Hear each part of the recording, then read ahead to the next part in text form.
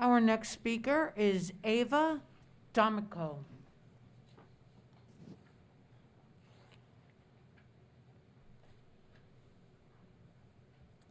Good morning. Morning.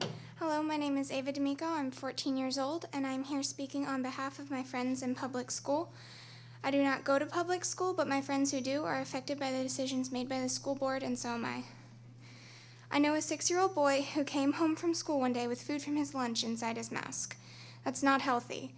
I've often seen people with infections on their faces from wearing masks, which proves they trap food, sweat, and spit, and become breeding grounds for bacteria, especially when students don't wash their cloth masks or when they rewear paper masks. This is not sanitary for children or adults. Bacteria doesn't just come from wearing them. I've also seen many kids touching, playing with, and dropping their masks and putting them back on, right along with all the germs they've collected from their hands or the ground. Masks send a message of fear. By requiring students to wear masks, you're telling the community that they should fear children.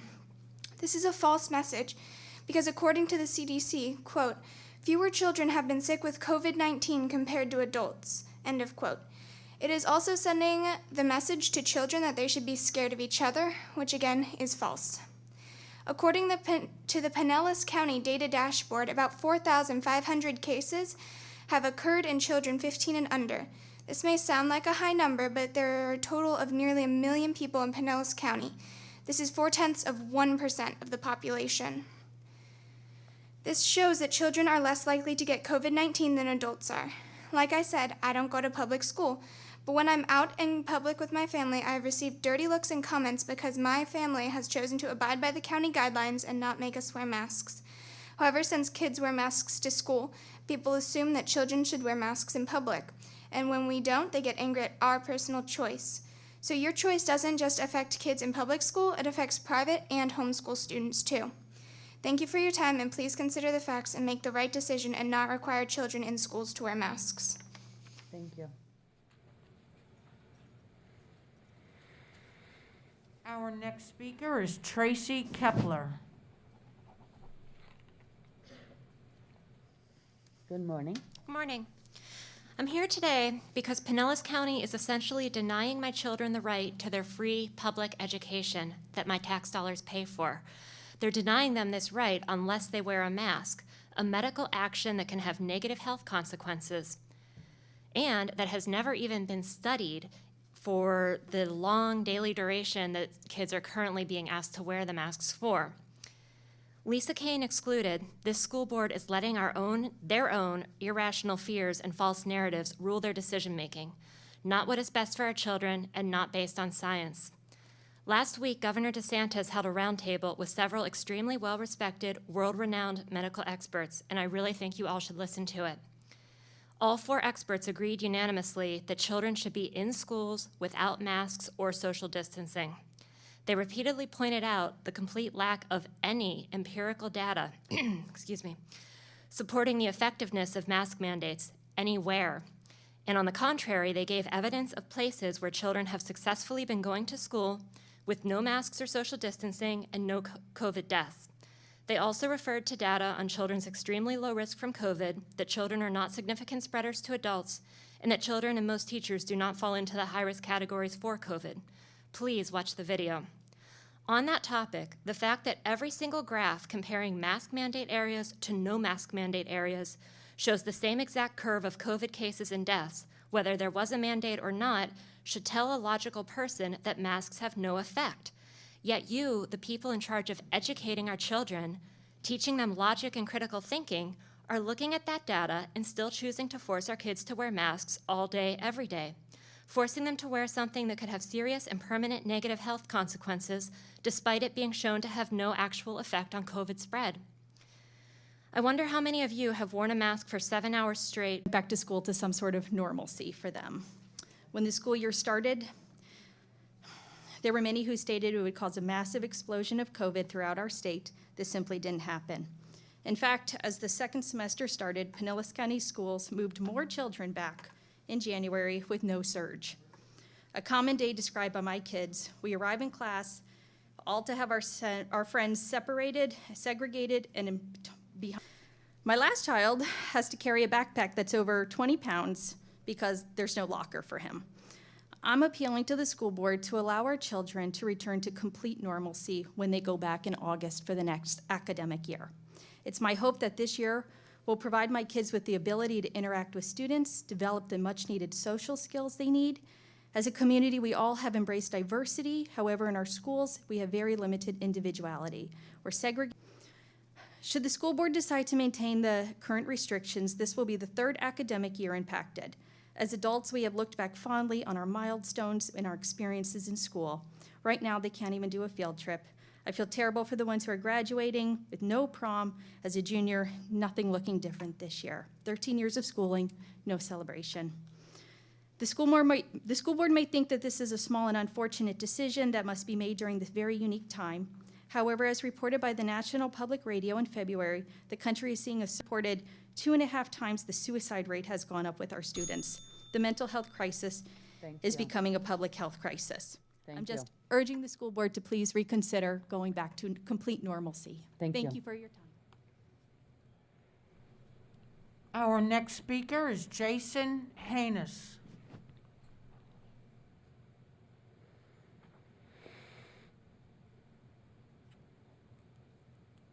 Good morning. Hello. Is that right? I'd like to start off by just saying thank you for having these meetings, opening this up to the public so you can get a tone on the parents and the community. My name is Jason Hayner. I'm a lieutenant paramedic with the City of Clearwater Fire Department. My wife, Sarah Hayner, has been with Pinellas County Schools for 9 years. We're both very invested in the community. We care, like you guys, about our children and their well-being.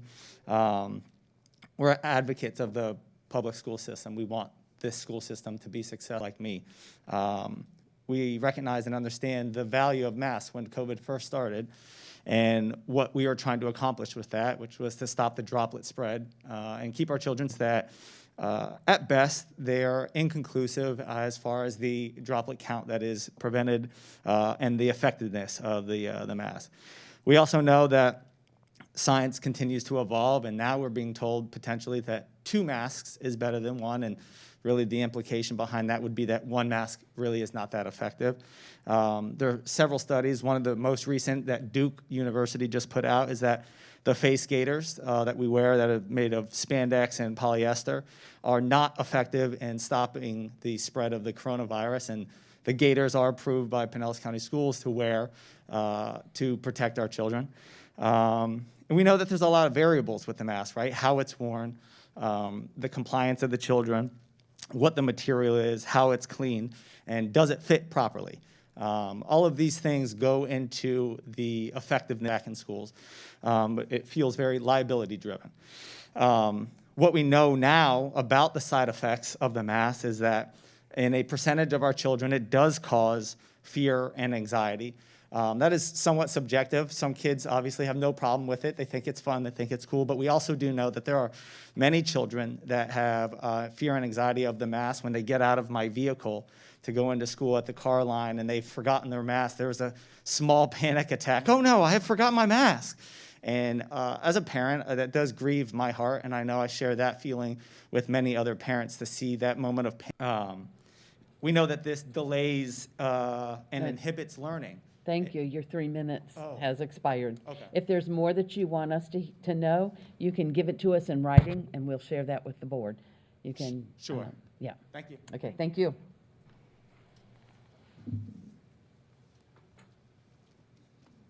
Good morning. Good morning.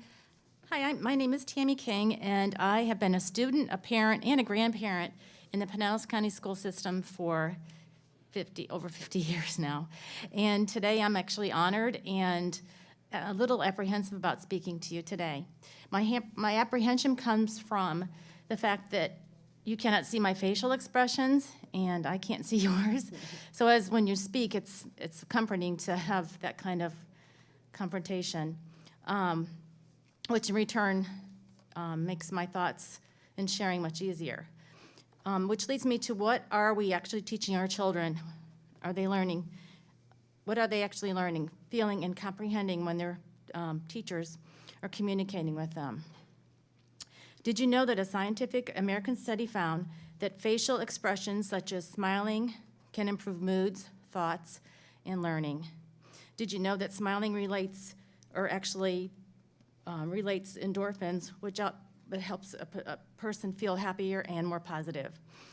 Did you know smiles motivate a person and boost their self-esteem, helping them utilize their talent and passion? Did you know that a teacher's smile generates a positive learning ecosystem that supports their vocal contact and skills in a stress-free manner? Did you know some children only see smiles from their teachers and friends at school because of a dysfunctional home life? Recently, I had a conversation with my grandchildren. They're 6th and 9th grade, and they've always been happy to go to school and happy to experience all the things at school. And just yesterday, my granddaughter, I had picked her up she goes to a charter school, and she had mentioned that she didn't like school because it was hard to communicate with her friends and her teacher without seeing their smile. Also, did you know, lastly, I trust that a plan going forward to address the psychological damage that has been done to the children, which are our future generation, is being implemented. In closing, I just want to share that a smile is a curve that sets everyone straight. Thank you. Good, thank you.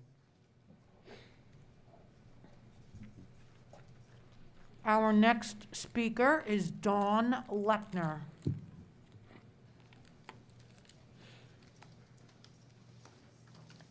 Good morning. Good morning. I'm reading a prepared statement by a Pinellas County social media influencer about the forced mask, and it's not okay. Today we cross a full-year milestone of our kids being forced to wear masks all day long. How is it that under the advice of Dr. Cho, the county commission writes into its ordinance that kids under 18 shall be the sole medical discretion of their parents when it comes to masks? Yet under this body, advised by the same doctor, you've all concluded to force the kids in school to wear masks all day regardless of their parents' medical choice. When we look at the COVID numbers in the counties, both in and out of Florida, with non-masked kids in schools, they are not higher, and in some cases, they are actually lower. The teachers' union needs to get a grip. The seasonal flu is in fact app and TikTok videos all year long on the insides of Pinellas County middle and high schools. When these kids leave classrooms, they are in no way social distancing or keeping masks on the hallways, nor when they leave the building. Yet when they sit inside the classroom, they must. Logic here. This is propaganda, and you all know that. When you leave this building, I want you to think about this. As adults, some of us put these masks on, and it sits on our adult-sized nose with about an inch of triangle space to suck in our own air. But think about how small the little kids' noses are. They barely stick out past their mouths, so these kids all day, that mask right up against their nose and mouth with very little or none of that triangle space that we adults have. They also take shorter and faster breaths. This is not healthy, not physically, mentally, emotionally, or educationally. There is more to prove negative effects of masks on children than there is even the theory of protection from cloth masks. What is being perpetrated on all of these kids is actually disgusting. Medical precautions are a parent's choice, not a school board's. Imagine if we had made kids with HIV wear masks.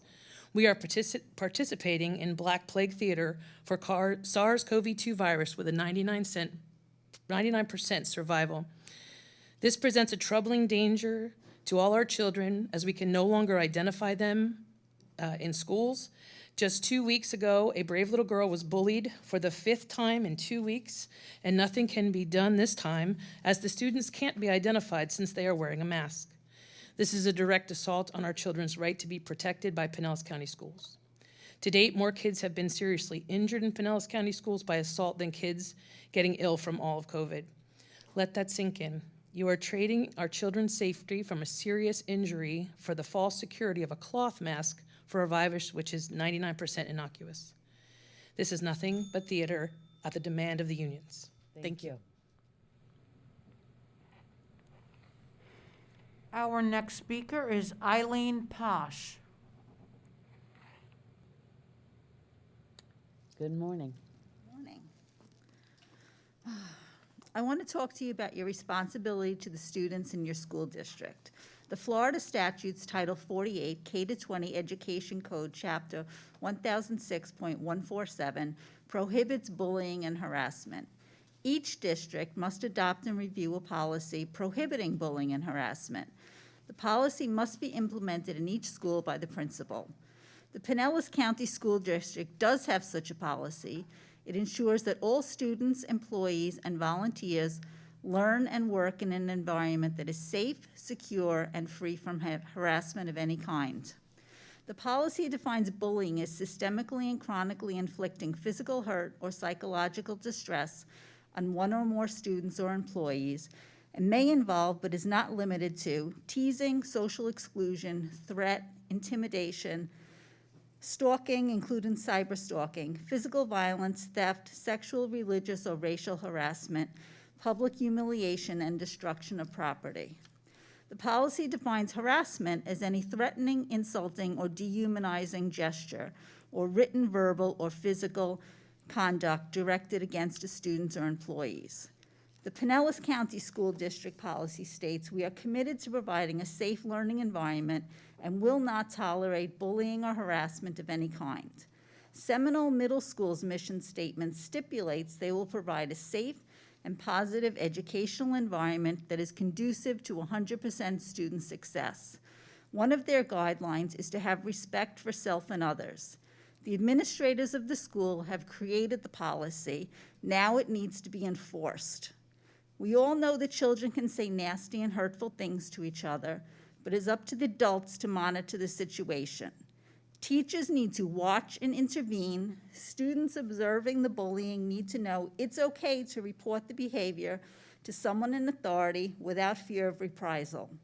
Principals are responsible for disciplining students who act aggressively toward their victim. We entrust our children to you, and we expect you to provide a safe haven. By not confronting this bullying, you are complicit.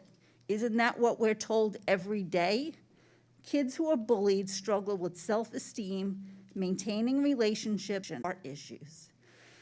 Kids who are bullied suffer academically. Each year, 5.5 million kids skip school at some point during the year because of bullying. They're more likely to drop out of school, smoke, drink alcohol, get into fights, and be arrested. How can you look yourselves in the mirror knowing all the consequences of bullying in our schools? Thank you. You're supposed to be guardians of our children. It's time to own up to your responsibilities. Thank you. Your time is up. Thank you. And again, if there are other things that you need us to hear, you can give them in writing. You can give it to us, and we'll all receive it. Our next speaker is Eric Weather.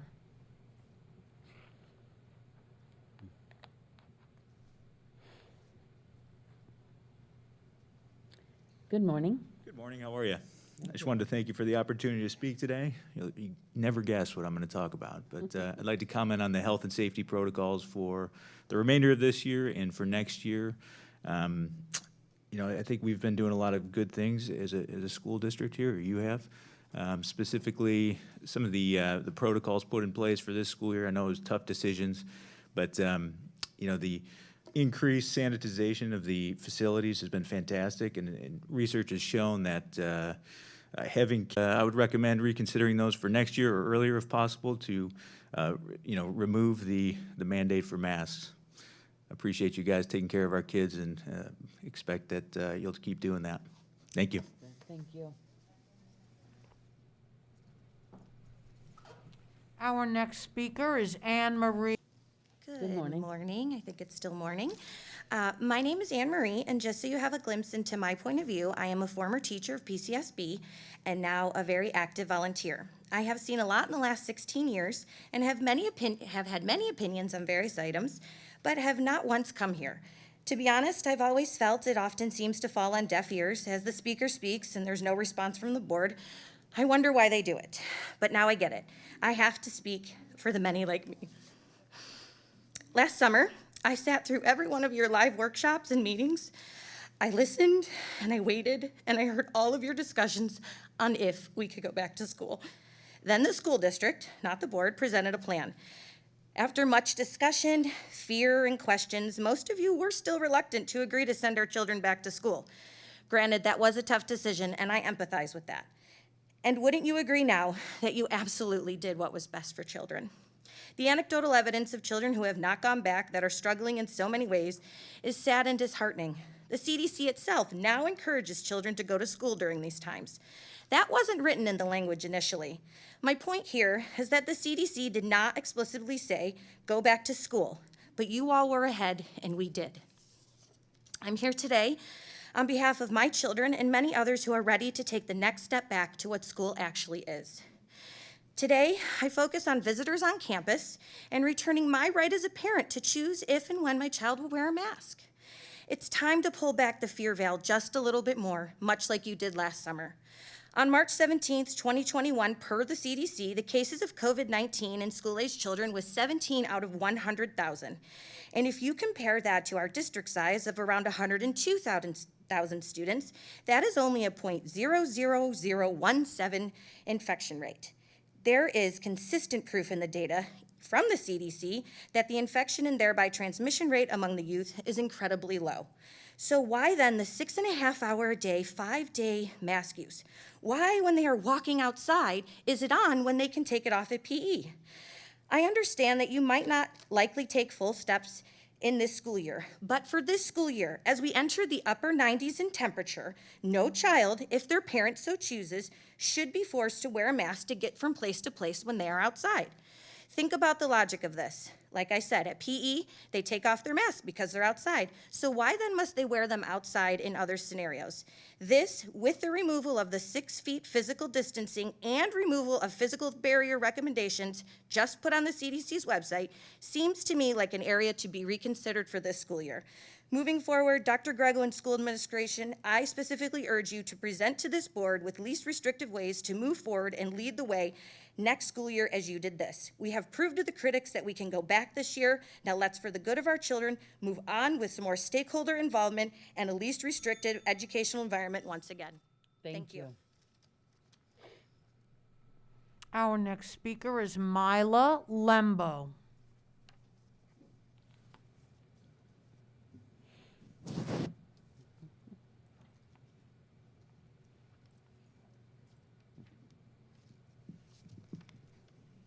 Hi, my name is Maya Lembo. I am 8 years old and now a homeschool student because my parents don't want my face covered just to go to school. I miss my friends and teachers, and I miss being able to see their faces. As a homeschooler, this has been the best year of my life. I've been eating healthy food, playing outside with my sister, and getting more time with my family, and of course, not having to wear a mask. But I'm sad for my friends because by wearing masks, it is hurting their healthy immune systems, and they are being forced to social distance.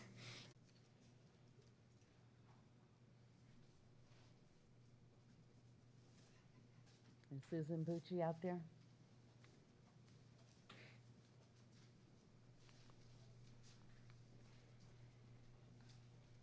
I have friends that worked for pharmaceutical companies in the PR with marketing, and they know firsthand what goes on behind the scenes.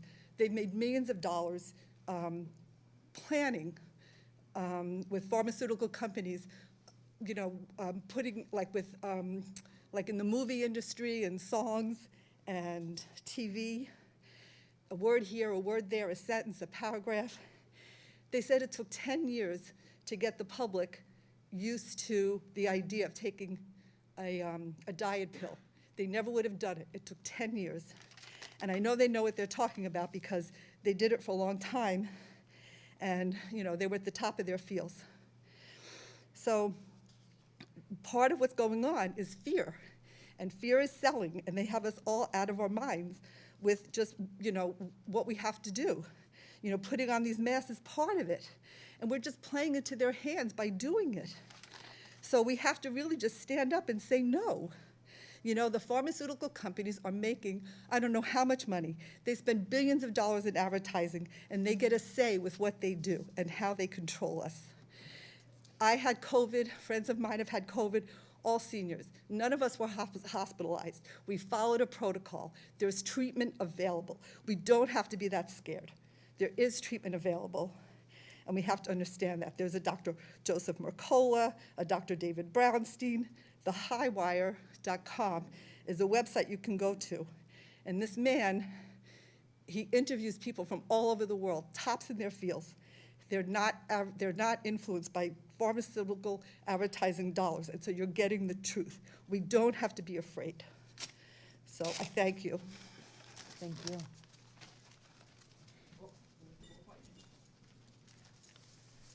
Our next speaker is Denise Lewis.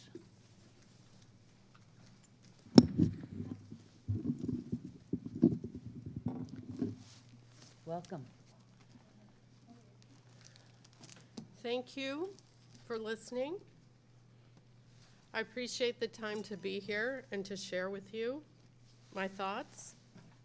I noticed that you began this meeting with a community reverend or pastor or member of the clergy. And so I would like to start what I'm going to share with you with a verse of scripture, which is found in Proverbs chapter 31, verses 8 and 9. And this is actually the reason that I'm here. It says, "Open your mouth for the dumb, or those who can't speak, for the rights of all the unfortunate, or those under the care of someone else. Open your mouth, judge righteously, defend the rights of the afflicted and the needy."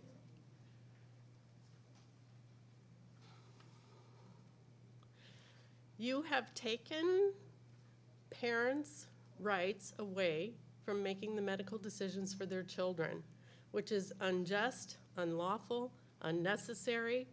I won't go into all, you've heard all of the stats, all of the science. You can find science to support any viewpoint you want to, but I would like to read you a letter. Usually when I speak, it's not like this. I usually speak in front of hundreds of people. I have a group of people. I work in health and wellness. I'm a grandma. I'm actually a graduate of Pinellas County Schools. I went to Belcher Elementary, I went to Oak Grove Middle School, and I graduated from Clearwater High School. For some reason, I'm really nervous to speak here today, when normally I'm not. But I would like to read you a letter from one of my family, not my family, but one of the families that's in my organization. Okay. All right, it's right here. Okay. "I am heartbroken this morning. I need your prayers, I need your love, I need your support. My son has been struggling with COVID, with the school schedules changing, with all of the rules and regulations, confusion, sadness. I know lots of kids are struggling, but lately his mental health has been deteriorating. He's been saying things that make us believe he may harm himself. We are headed to the emergency room with my 11-year-old. I am crying my head off. I'm trying to stay strong, but I feel like I'm crumbling into dust. He's my baby. Even though he's 11, I still see him as that 6-week-old who I rescued. I can't think straight.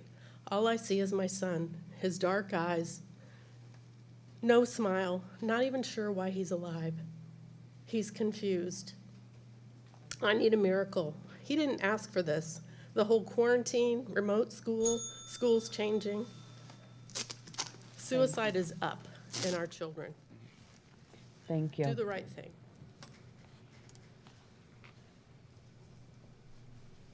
Our next speaker is Jeffrey Caputo.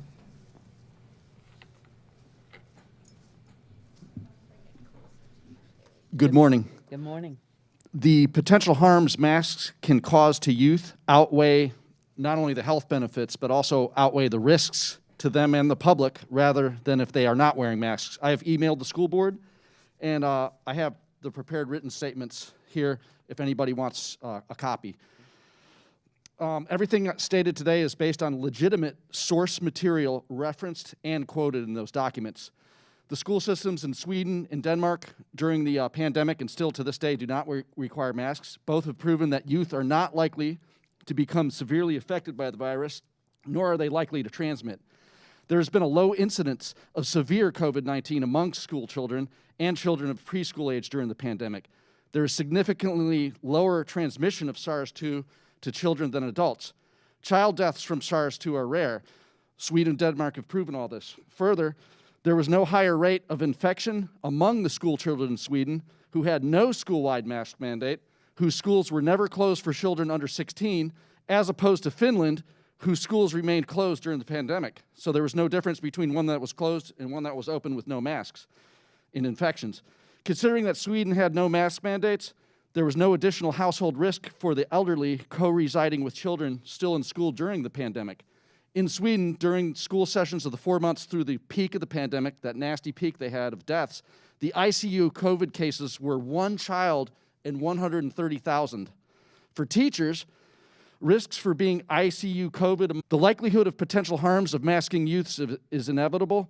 Facial emotional recognition, that's FER, and reading faces in general is considered one of the most primary faculties in the neurodevelopment and to the development of basic psychosocial skills in youth. Since masks cover most of the face, it's not a stretch to conclude that FER, that is facial emotional recognition in youth, it's not a stretch to conclude that it will be ultimately impaired and or damaged as a result of constant mask wearing. If the FER faculty is disrupted, it is linked to psychopathology as both a precursor and byproduct of disorders. Considering that FER is developed structurally through childhood and adolescence, and since masks cover most of the face, then the masking of youth will inevitably impede or damage their FER development. This is likely to cause a spike in mental health care costs Pinellas County-wide, particularly due to the need for a massive volume of potential diagnoses due to such an important neurodevelopment and psychosocial faculty being disrupted in the youth countywide. It's therefore no exaggeration that the consistent masking of children and adolescents will be detrimental to their... Thank you. You can leave that with the person out there and they'll get it to us. Yeah. Our next speaker is Gina Casa.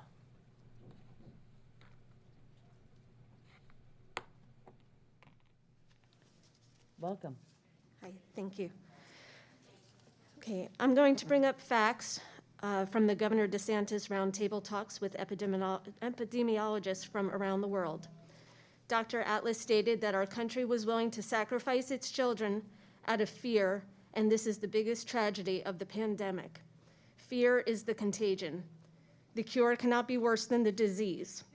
Per Governor DeSantis, masks in public is not evidence-based science.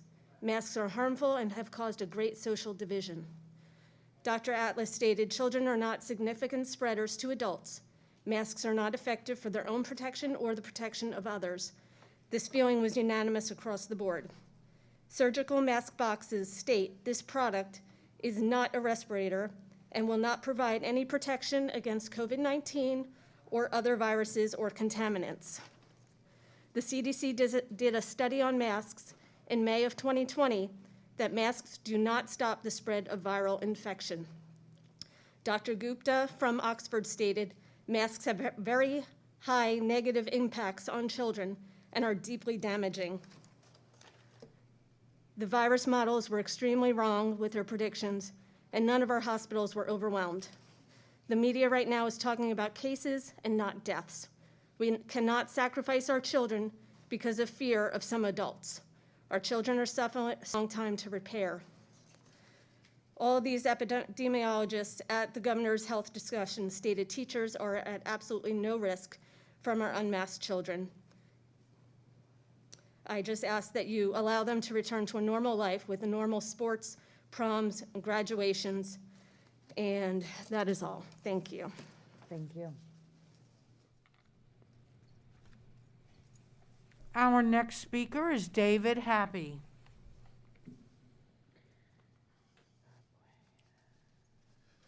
Welcome. I'm here on behalf of the 1,500 members of Pinellas Watch. School board, what are you doing? What are you doing masking these children? None of you sitting up there are medical doctors. You're not my kid's doctor. None of you are doctors. How is it prescribing my healthy kid to wear a mask any of your business? School board members, you're elected. We voted for you.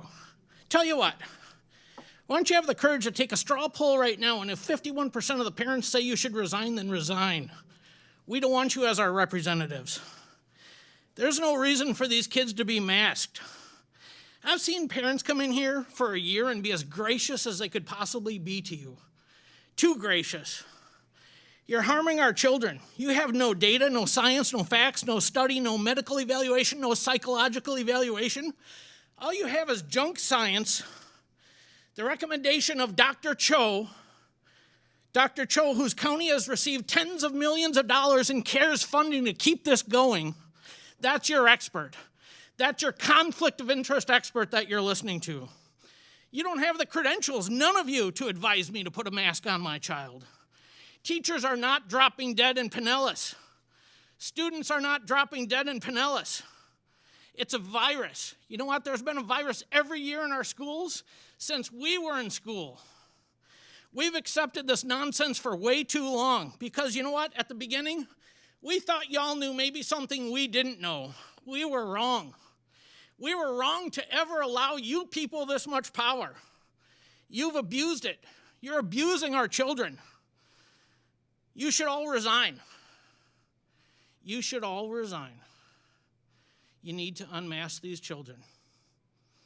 We don't have confidence in you anymore. You need to unmask these children. Unmask these children.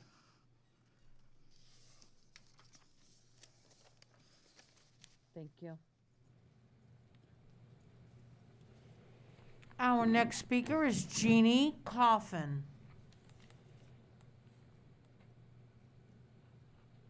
Hi, I have a lung disease, so I have to hold this open so I can get air because I have a lung and heart problem. And if I don't get enough air, my heart beats too fast and then I can't breathe. So that's why I'm holding it open, not to be disrespectful. Thank you. Well, I wanted to tell you that I didn't know about this until this morning at 6 o'clock. And as I was drinking my coffee, I got on the internet, and the first two things that I looked up was about the mask. And in Europe, the Center of Disease Prevention and Control, their evidence suggests that young children do not spread the virus easily. We have a researcher here in the United States, and he was just on TV this morning as I was drinking my coffee. God does have a sense of humor. He does answer prayers. He came on, and his name is Boomer R. Collins, and he has proof that the CDC has made false numbers for the COVID, that they have moved the real deaths people. So let's say they died, they were in the hospital for a heart attack, and then they got tested for COVID, and then they died. They were on their death certificate, they would put down COVID and then the heart attack. So we will never know what the real numbers are. And that is so sad because without really knowing the real numbers and the real truth, and how do we come to conclusions or to fix this problem without the real numbers? So, second of all, like I was telling you, I do have COPD, and I've had bypass, and I have an irregular heartbeat, and I was near death, and I ended up getting on this experiment drug, and it has changed my life. I don't take any more steroids. I'm not on it. I only do one inhaler a day, but I was on nebulizers 4 times a day, so I couldn't really go very far because I had all these drugs, and I couldn't walk without breathing. But these 2 specialists of mine put me on zinc, vitamin D, C, elderberry, and I have not been sick after 6 months of being on this vitamin cocktail. I don't get sick anymore. I was in the hospital for colds, for pneumonia. It's just been amazing what these cocktails do. So I truly believe we should be advertising this instead of these masks that really don't have anything to do when we have things that really do work. My doctors also said I need to get healthy. So they said to keep my weight down and to keep physically strong. Well, I have a grandson that I take to school. How can you run around with these things? How can you stay strong with this mask on you? Thank you. Our next speaker is Jonathan Riches.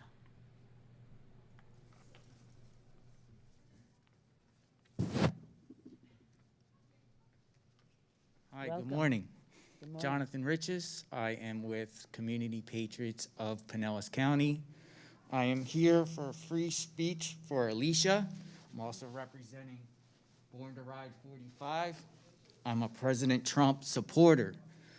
I'm here today because outside this building right now, there's about 30 people rallying in support of Alicia, who is a student at Seminole Middle School.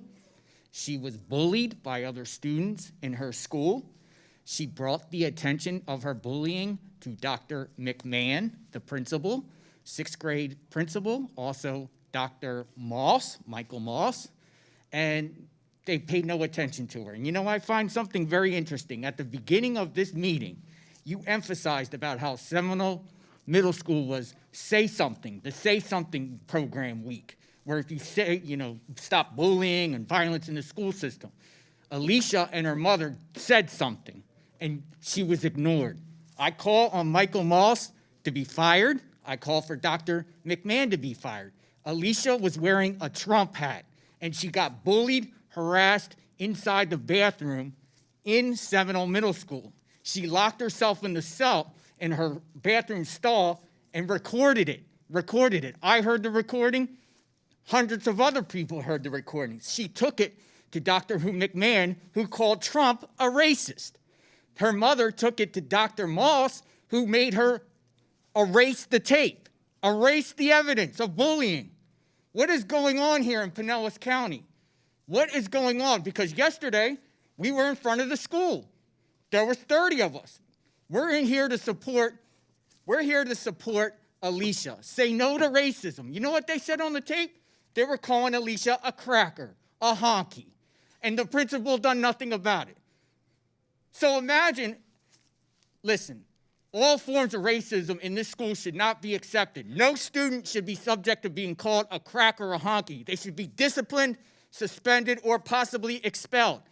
Get it together, Pinellas County. Taxpayers and patriots are tired of this. They're tired of Trump supporters, of people supporting a past president getting harassed.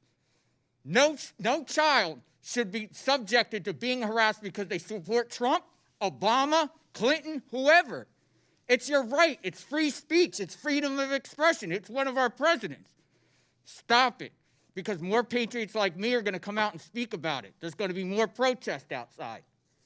As far as masks, we know mandatory masks are unconstitutional. Make it optional.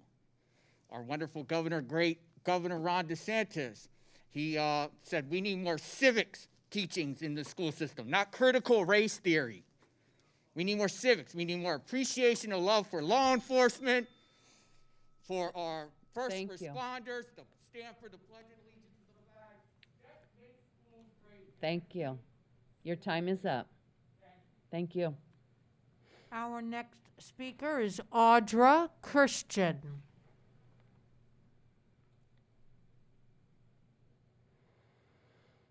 Good morning. Hey guys, how you doing? I'm back again. I wanted to let you guys know that my throat hurts just from wearing this mask, waiting to speak, and I thought, I don't even know how you guys do this all day. And then I remembered that you don't. I've been to your back office. You're full of garbage. You don't wear your masks all day, but you require teachers to and kids to. I just think that's really wrong. So last time I came in, I had asked you guys to learn to be honest, right? Be honest with yourselves. Be honest with the public. Stop towing party lines. Stop sucking up the agenda. And just be honest, because that's what you are hired to do. I swear, you guys project, right? Like when you guys said civil discourse. You know, we're back there laughing inside this building, not wearing masks. If you're going to make a child who can't help themselves wear a mask, you need to do your part, tape it to your head, keep it on, because you'll see how very unpleasant it is. Number 2, the sunshine laws and workshops. I have requested multiple times. Let's have a workshop where we actually have discourse, because at this point we just yell at you. You guys, ignore us for an hour or two and then you go home. You might, drink or binge eat, whatever you do to get over the stress. But what I'd really like to do is a workshop. I have requested multiple times to be invited to the workshop for a period of about 5 years. That's half a decade for those of you who can count. Half a decade I've been requesting to come in. So David Kapersky, where you is? Is David Kapersky out here? Hey, I would like to be invited to a workshop, sir. I'm officially requesting. We have an attorney now who's willing to work with us. I want to be invited to the workshop. I want a parent workshop event where all second grader nor my kindergartner to make a teacher, a parent of a student, or anybody else for that matter, feel safe. And that is all masks really do, offer a false sense of security. If any of you watched the recent roundtable discussion Governor DeSantis had with the medical professionals, then you would have heard, I believe his name was Dr. Gupta, say it is not necessary for children to wear masks to protect themselves or others. In fact, they go on to say masks do very little to prevent the spread of the virus. We all pay property taxes that fund the schools and spend hundreds of dollars every school year on supplies and snacks for our classrooms. We deserve to be heard on this issue and at least come to some sort of compromise. If you continue to ignore our repeated requests, I'm sorry, I lost where I was. If you continue to ignore our repeated requests on this issue, then I suggest you guys start allocating some money for classroom supplies because we'll stop providing them.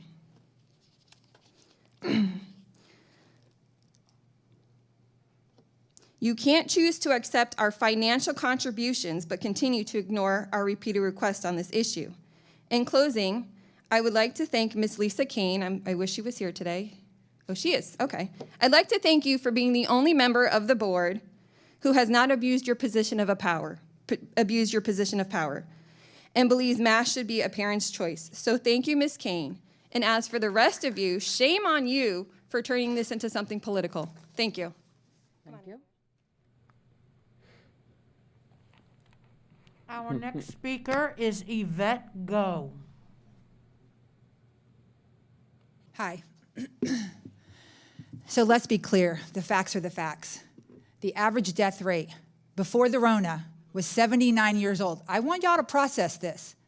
The average death rate last year with the Rona is 79 years old with 2.9 comorbidities.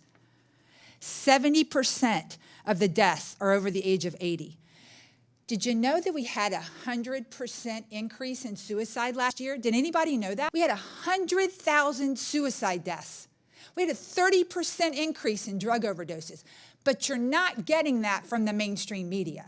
That's not happening. The pediatricians came out last year on mainstream media saying that children were not affected by this virus. So I might not have kids in school today, and if I did, they would not be in public school. I would be homeschooling them. How dare I, as a parent, to send my child to a school to be masked and taught by teachers who are masked? So this right here and what you're wearing on your face is not normal. This is, and stop making it normal. We are cigarette or alcohol. You don't need to be controlling what our kids put on their faces. I refuse, in closing. And by the way, we're in a fiber of my being. So please make a decision to unmask our children, and at the very, very least, let it be a choice. God bless. Thank you. Our next speaker is Alicia Smith.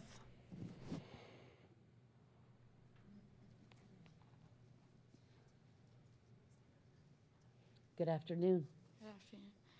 I'm Alicia Smith. I'm 12 years old, and I attended Seminole Middle School. Since I started school back in January, I have been bullied and targeted because I wear a Trump mask, hat, and t-shirt. Last year, during the pandemic, I was diagnosed with alopecia areata. It's an immune deficiency, and I had to shave my head since all of my hair fell out in big clumps. So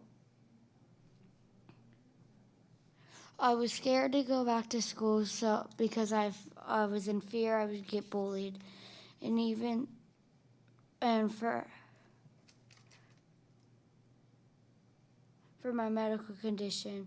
Not only have I been humiliated and discriminated against for my freedom, my freedom to speak and free speech, for my support because I support Donald Trump, our former president. I was humiliated at school because I wear Trump apparel.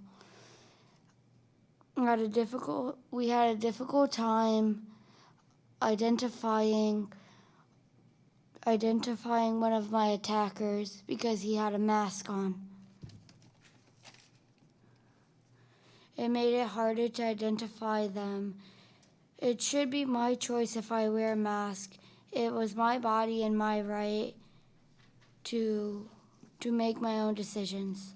Please help me change the way that bullies are handled, and please help me at that so that future victims don't feel victimized over and over for someone else's actions.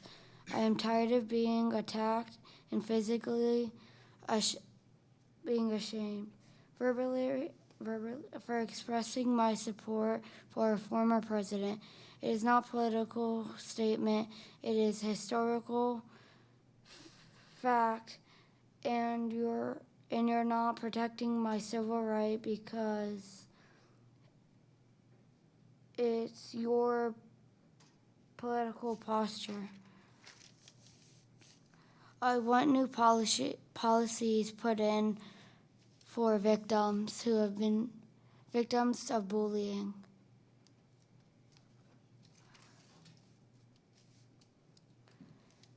I was attacked 4 times, once in the bathroom and 2 times after school. Well, 3 times. They pulled down my neck gaiter and showed my hair, and they humiliated me in front of the whole school. Thank you. Our next speaker is Cynthia Smith.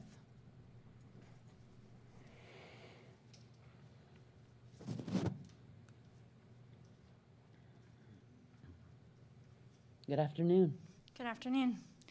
My name is Cynthia Smith. I'm Alicia Smith's mom. I am ashamed of the way the administration has handled the bullying attacks on my child. I had went into the office to talk to Dr. Moss and Dr. McMahon. Not only did they re-victimize and bring my daughter and bully shame her, they accused her of bringing it on herself. They accused her of wanting this. They accused her of being a racist. The way that the administration handled this is not appropriate, and there needs to be action done, and there needs to be discipline with these people. They're taking care of our children. How can we have people who are telling our children that it's their fault because they are choosing their First Amendment right, their civil rights, to wear what they're allowed to? And they're telling them, no, they can't because somebody else physically attacked them. I had to listen to that video of my daughter in that bathroom. It was a minute long.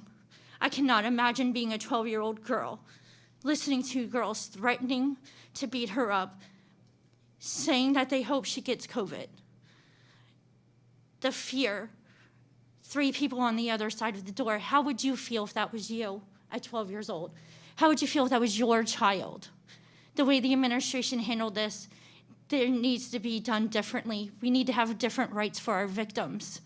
She has a safety plan, but she's the one who has to leave early. She's the one who has to change classes. Why can't we discipline these children? If they're going to continue to bully, they need to be removed from the school. There needs to be something done and stop re-victimizing and victim shaming our children for other people's actions. It's not allowed. You guys teach for the First Amendment, you teach them about civil rights. They speak up and they do it, and you punish them. How is that fair? Isn't it our job as the administration to be there for them? Dr. Moss, Alicia went to go see Dr. Moss. She told him about the video.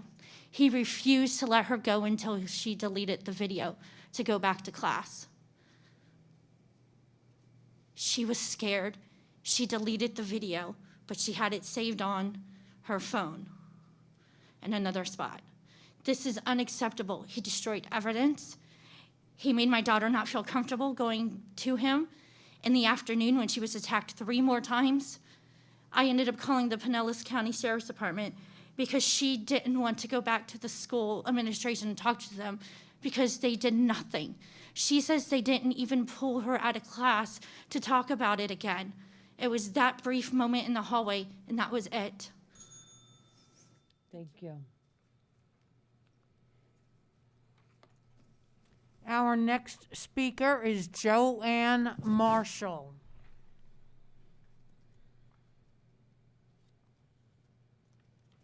Good afternoon. Hi. I heard this story a couple weeks ago, and it broke my heart because I experienced it with my 3 kids in Broward County schools, specifically Parkland schools. And I say Parkland schools because they were run by the Parkland parents and not by the Broward County schools. My kids were bullied from kindergarten up through high school. A lot of kids were. It was never dealt with. The bulliers were empowered, and they kept on doing it. And we all know what happened in Parkland schools. You guys need to get it together. My daughter was in Pinellas County schools for 5 years. She got bullied. Nobody did anything. Let's just shove it under the carpet. You need to get a plan together. This is heartbreaking. She's trying to express her First Amendment freedom of speech by wearing a Trump hat, and she gets assaulted. If I walk out of here with my MAGA Nation shirt on and somebody assaults me, can they just say, well, you offended me, it's your fault? This is ridiculous. I don't want to move up here and live in Pinellas County and see the same stuff happen up here that happened in Broward, because it's heartbreaking. And that's heartbreaking to listen to a story about a child like that. You see something, you say something. I saw something, and I'm saying something. Do something about it. Thank you. Thank you. Our next speaker is Daniel Amend.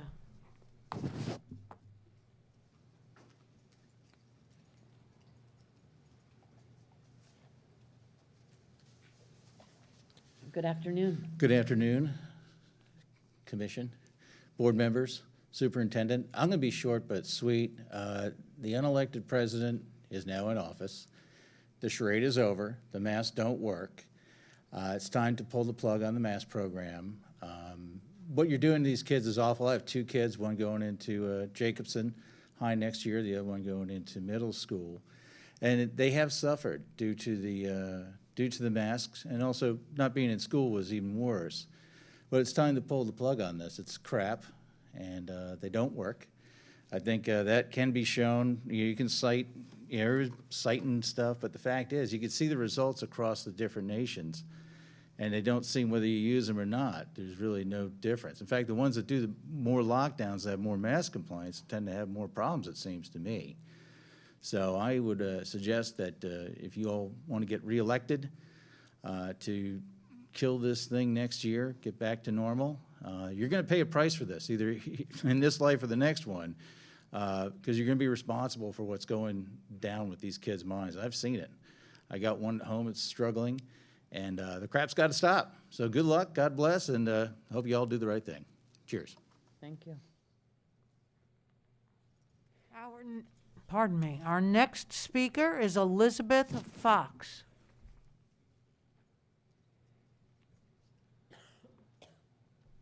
Good afternoon. Hi. I've been here before a couple of times. I'm a grandparent, so I have grandchildren in the Pinellas County schools. And I've asked this question before, and I still have not gotten a valid answer. What metrics are you using to make your decisions? All I ever hear is you're listening to Dr. Cho, and even Dr. Cho has a different recommendation for children at the county level than you have here. So again, I know this has been brought up, and yet you still continue with the masks for whatever reason, I'm not entirely sure. I heard Dr. Grego earlier say that the vaccines are available for all teachers in the Pinellas County school system. If that's wrong, then I misheard. But if that's true, you have absolutely nothing to prevent you from removing these masks from these children and allowing them to breathe in school.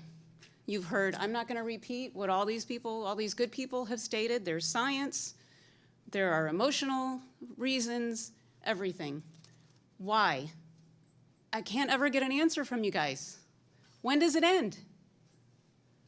And in regards to the First Amendment, trampling the First Amendment rights of that poor little girl that was just in here, you all should be ashamed, because that's just wrong.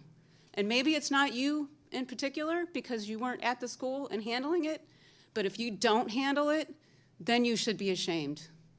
And that's all I have to say. Thank you. Thank you. Our next speaker is Isaiah Neal.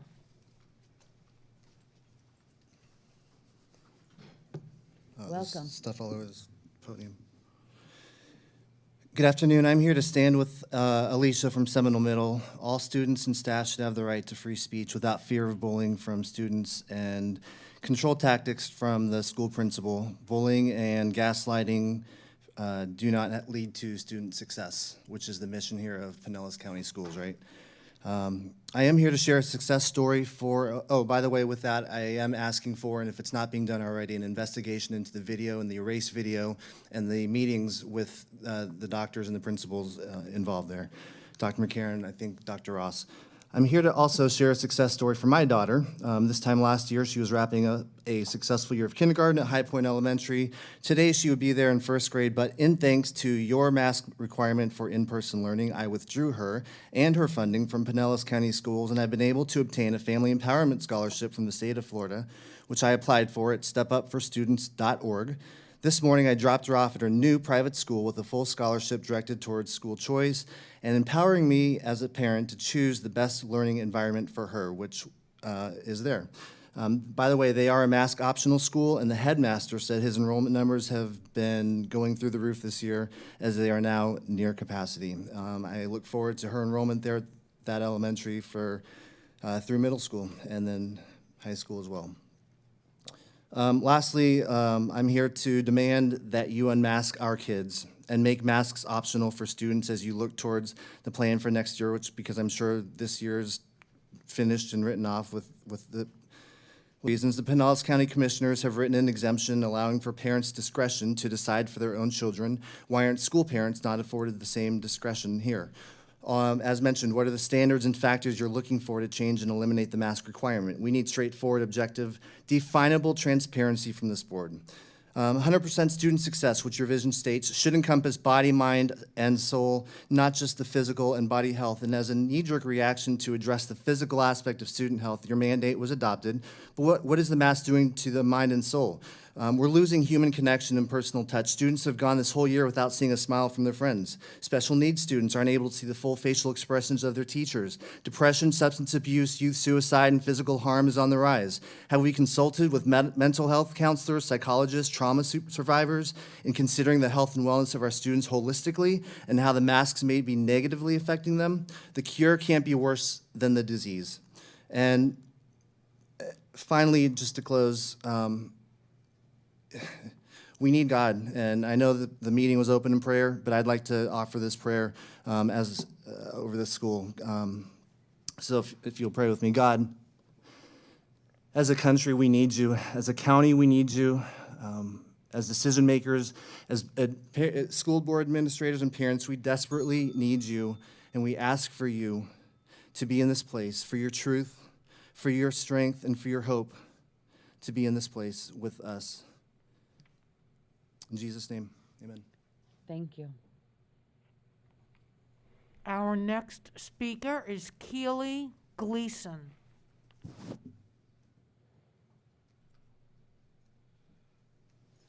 Good afternoon. Good afternoon. It's scary being a parent. We are responsible for little humans' lives to keep them safe, to protect them the best way we know how. That's our right and our responsibility as parents. Part of those rights and responsibilities is to make decisions that are in their best interest up until they become an adult, from things as small as what they're going to eat, their clothes they're going to wear, and in the grand scheme of things, those are very small decisions with little to no repercussions, but still our decisions as parents to make nonetheless. Just as we make those minuscule decisions, we also make life or death decisions, most importantly, including health care. Once again, still our decisions to make as parents. My kids have been in care, whether they were at day camp or daycare, throughout this entire time, 2020, with no masks. And guess what? No COVID cases there. My oldest daughter and I both have severe asthma, and since starting back at school having to wear a mask, she has been out with chest problems numerous times, just recently struggling to breathe. But it wasn't just due to her asthma. It wasn't strep throat, it wasn't COVID. It was a bacterial infection in her lungs. I also have a first grader. She touches her face unbelievable amount of times a day, as most 5- and 6-year-olds do, just like you and I most do without even realizing it. So why put masks on our children when it has even been said by Dr. Fauci himself that frequent touching, whether it's to itch or move the masks, increases likelihood of spreading infections from exposed areas like your hands and face. This is a recipe for disaster. We send our kids to school to learn that trusting you guys to keep them safe in the schools with their staff will do part to watch our children, but who are any of you to decide what is best for my child or anyone else's child in considering their health? It's not for school staff or a board of members to make healthcare decisions, especially not opposing the choices of any parents. Every child is different, every parent is different, and we should all have a choice in the matter. A choice. Not everyone can afford to homeschool. I myself am a single mom, and my kids have to go to school even though wearing a mask is against my choice. These are our children. We have the ability to make these decisions and have them carried out while being able to send our kids to school for an education. So who are any of you to take that from us? And for what? A political advantage? Our governor and his board of health officials have deemed masks not only ineffective for children in schools, but also harmful for their development. Do the right thing and unmask our children, or at least give each parent and child a choice, as they very well should have. Thank you. Our next speaker is Deborah Williams.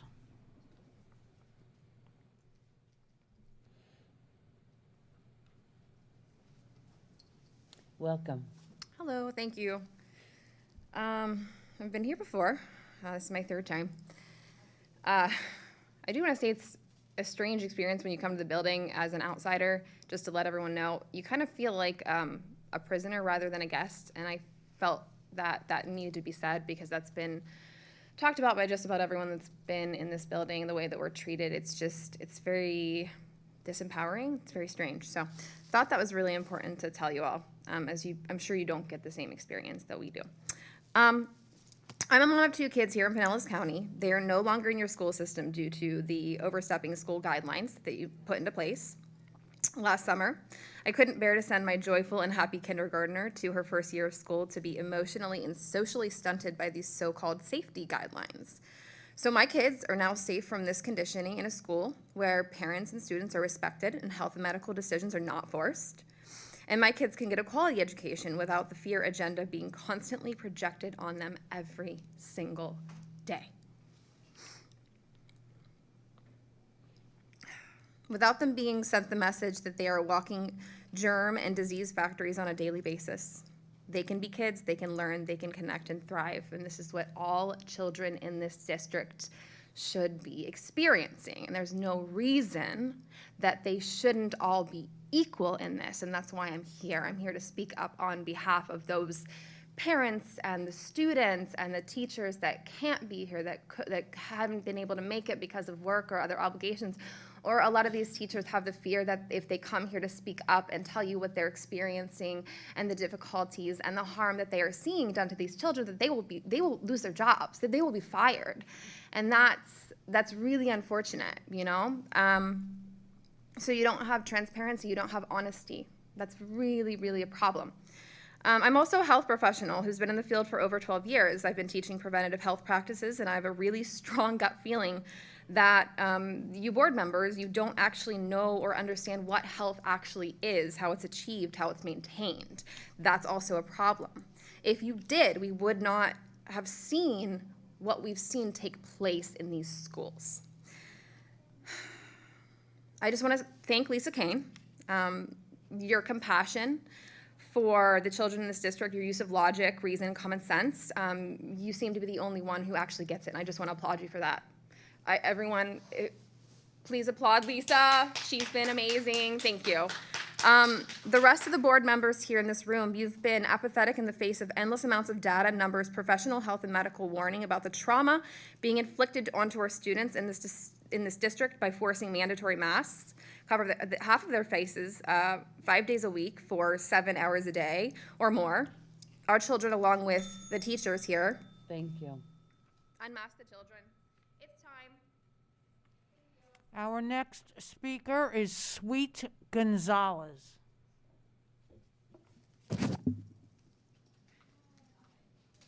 Good afternoon. Hello.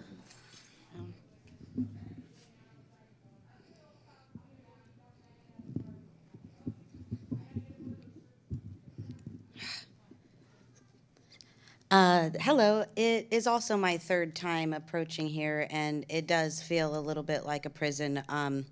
We enter a room with police officers, and as parents, we have to be babysat by a police officer in each individual room because I guess we may become out of control. But what originally brought me here was seeing your police staff lie about an assault that got removed, and then just seeing how they were overstepping their bounds. It wasn't originally a mask issue until I saw that the outcoming of information wasn't being taken on by the individuals here. And actually, I have to stop. The entire time that Deborah was talking, these two gentlemen here were clicking on their laptops, writing stuff down, and answering emails. Why do you have a place where we can come and talk to you when only half of the people are looking at you, and even less than that are probably listening because they're doing something else that obviously is important and needs to happen right now, and they don't have other specific office time to get to those emails or write down those specific things. That's so disrespectful. I don't know how we're supposed to teach another generation when the adults can't be respectful, but we've got police watching us because we're gonna be disrespectful. The science keeps evolving, but the new information isn't being taken in. You know, you're supposed to teach children, people are supposed to be learning all the time. We get new science in and nobody's taking into account that we are abusing our children now. To have that information and to still tell our children that they have to mask up and do all of that is child abuse, and that's what you're asking us to do.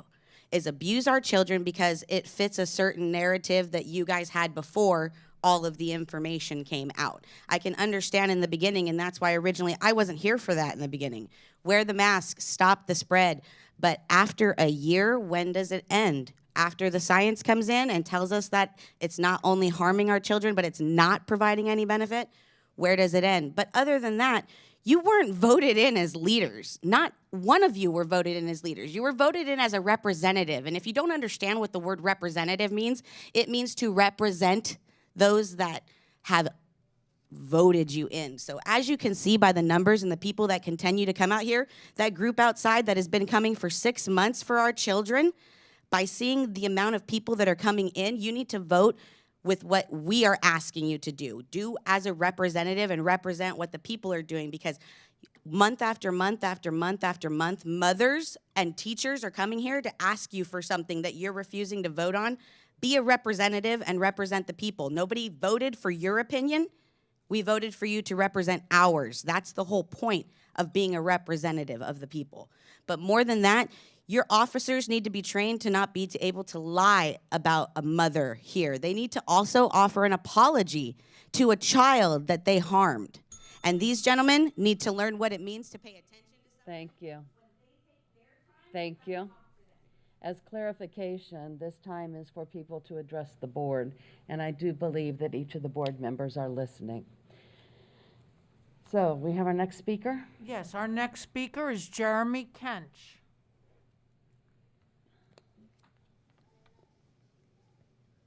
Good afternoon. Good afternoon.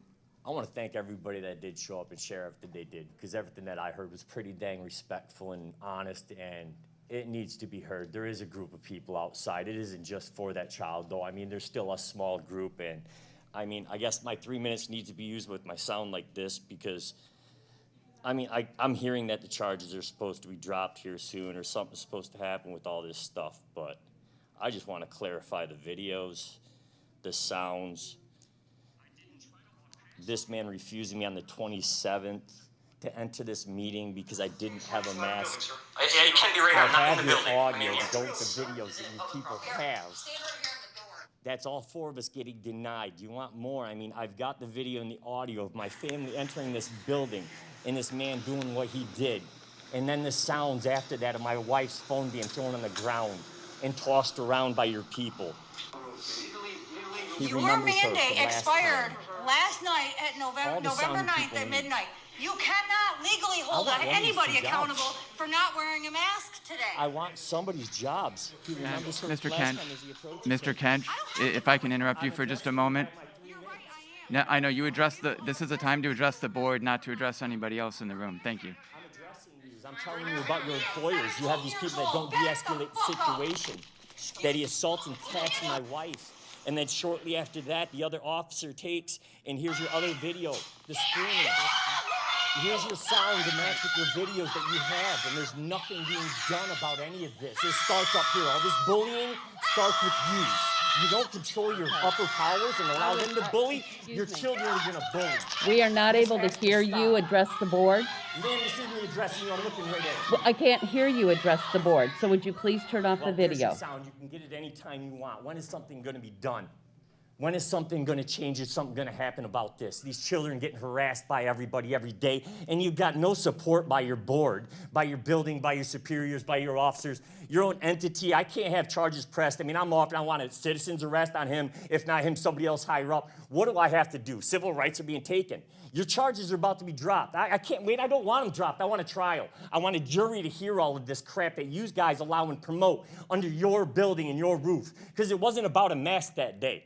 This man never approached her and said, put a mask on. She had a mask on. She repleted back to this building to help somebody else out, and he didn't. Did you? I remember you from last time.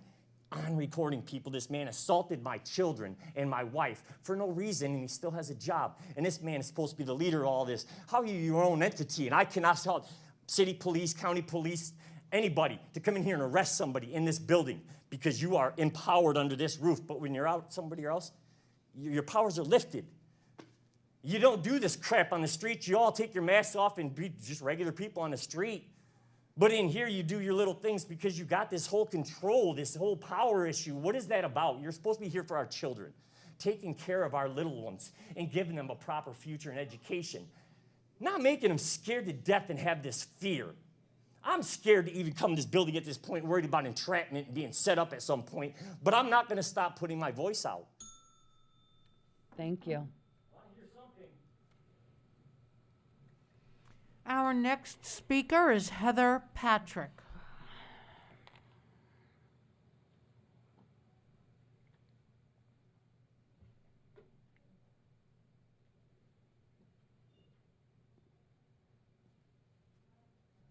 Is Heather Patrick present?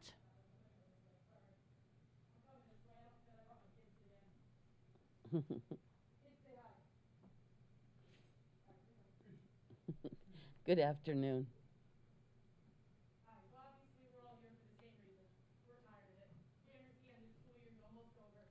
Next year we can't do this.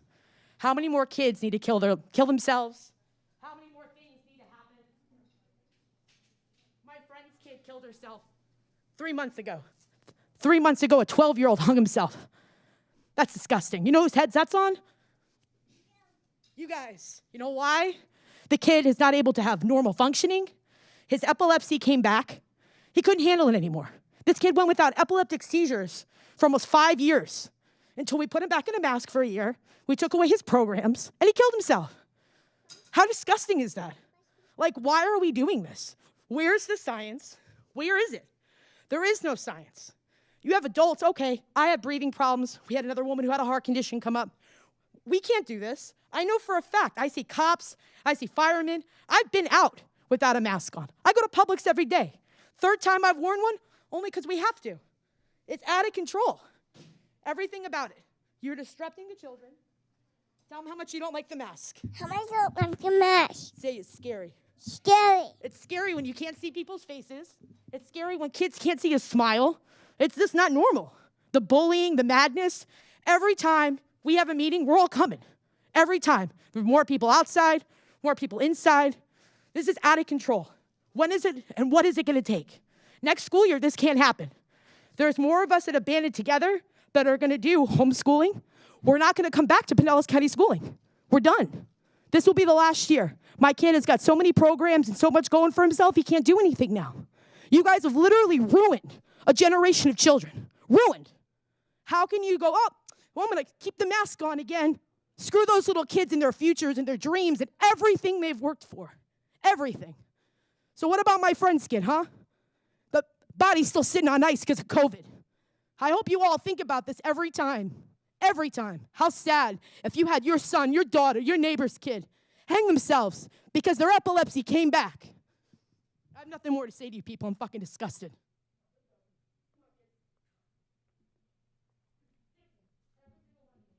Our next speaker is Laura Baker.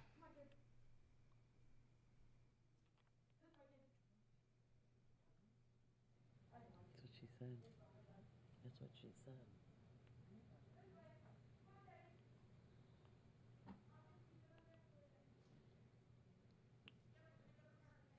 There we go. Good afternoon.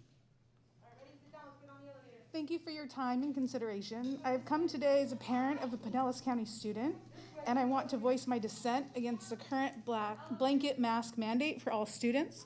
I vehemently disagree with this policy, and I ask that it not be approved for the next school year. Parents should be allowed to make the decision to mask or not mask their children. It is not the place for the board to dictate this decision for our families. Thank you. Thank you. Our next speaker is Liz Franz.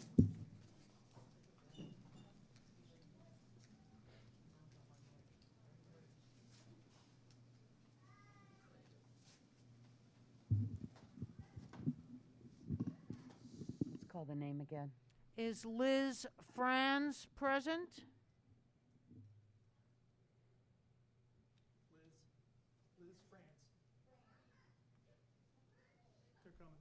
Okay, thank you.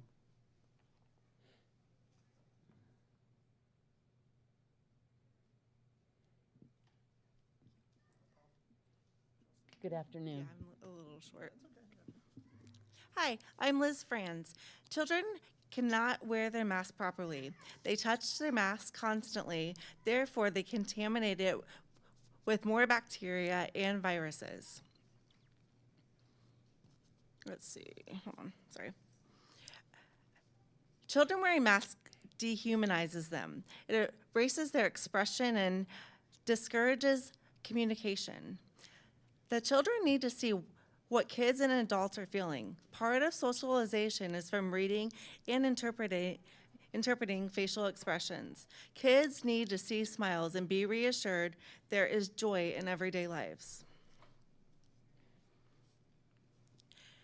Thankfully, COVID has spared our children, but the same can't be said for the flu virus. During the H1N1 in 2009, 358 deaths occurred. Yet as of October 21st, with COVID, the children 0 to 17 years old, 108 children have died. That's less than 0.1% of all U.S. COVID deaths. Most kids don't have symptoms and don't have to be hospitalized. The children cannot learn speech and letter sounds without observing the lips and the facial emotions, which deprives the kids of enriching the conversations as an injustice that we will pay for in the long run. Masks teach our children to live in fear. They ponder their thoughts that they can't breathe the air because it will kill me or make me sick. This is what kids are thinking, and it's not good. Masks are bad for the body, mind, and soul. Let the parents decide whether masks are appropriate for their children. And this credit is given to Amy Young. Thank you. Thank you. Our final speaker today is Ashley Stoner.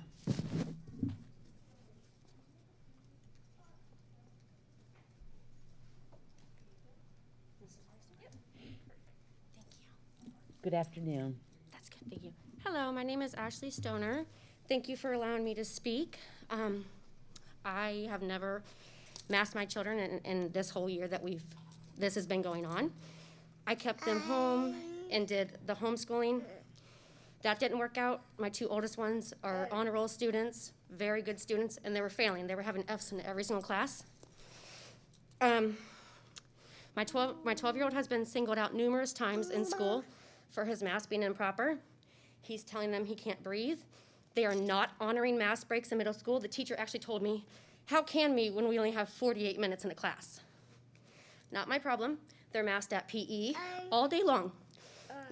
He's gotten into an incident that the assistant principal told me that we would have to homeschool them again, or take them out and put them in the online schooling if we can't follow the rules.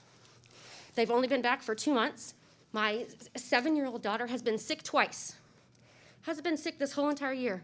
She puts the mask on, she's extremely sick. She now has breathing issues every day. She's got asthma so bad that every single day I took her to the doctor, she's not sick. It's allergies and it's the mask. She has blisters all over her nose. She literally cannot breathe. And it's just insane what's going on because it's not fair. I can't breathe this on. I'm panicking right now. I'm sweating. Of course, it might be nerves too, but it's just not fair. They're not honoring breaks. They're not allowing kids to literally, at lunch, my son's got in trouble twice. They have to finish eating their food and immediately put the mask back on. They're not allowed to hang out with friends. None of this. Not to mention, it's literally, sorry. It's literally affecting so much going on in the school system, and they don't care. I got a phone call the other day about my 8-year-old again, and they are like, we care so much, we want to help you. I tell them my kids can't breathe the mask on. They need to have them off at PE. Well, if they're not social distancing, they can't have their masks off. I find it crazy because I go to Adventure Island and you have to put a mask on to walk into the door. As soon as you get in the door, have it off the rest of the time. How is that stopping the spread of COVID? It doesn't make any sense. The masks literally don't work, and we cannot breathe with them on. I don't understand why the school board is doing that, and you guys are doing it because you can, because people don't have choices. Next year, am pulling all 4 of my children out of schools, and I will be looking at private schools because there's numerous that give you the choice. Where there's risk, there must be choice, always. But that's all I have to say, so thank you so much for your time. Thank you. Okay, then this ends the portion of the public participation. Thank you very much. And we will do our evaluation as soon as people could get up here.